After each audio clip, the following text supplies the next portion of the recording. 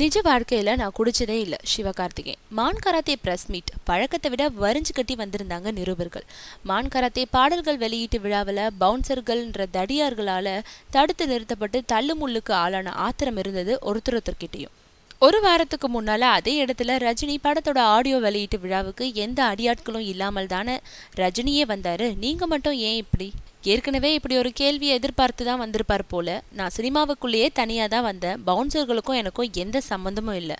பவுன்சர்களுக்கு சம்பளம் கொடுக்குற அளவுக்கு எனக்கு வசதியும் இல்லைன்னு சொன்னார் சிவகார்த்திகேயன். அந்த விழாவை ஏற்பாடு செஞ்சது நான் இல்லை, தயாரிப்பாளர் தான் பந்தை அவர் பக்கம் உருட்டினாரு. நிறைய பேர் நிகழ்ச்சிக்கு வருவாங்க, அவங்கள ஒழுங்குபடுத்தவும் அவங்களுக்கு பிரச்சனை வராமல் இருக்கவும் தான் பவுன்சர்களை ஏற்பாடு செஞ்சோம். ஆனால் அது வேற மாதிரி ஆயிடுச்சுன்னு ஒத்துக்கிட்டாரு தயாரிப்பாளர்.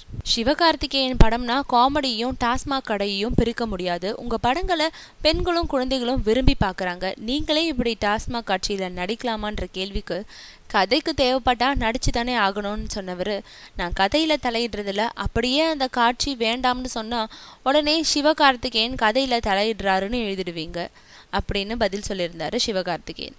தனுஷ் தயாரிப்பில் நடிக்கும் டானா படத்தில் குடிக்கிற புகைக்கிற காட்சி சுத்தமாக கிடையாதான். அடுத்து அவர் சொன்னது தான் ஹைலைட். நான் இது வரைக்கும் குடிச்சதோ புகைச்சதோ கிடையாது. நம்பிட்டோம் பாஸ்.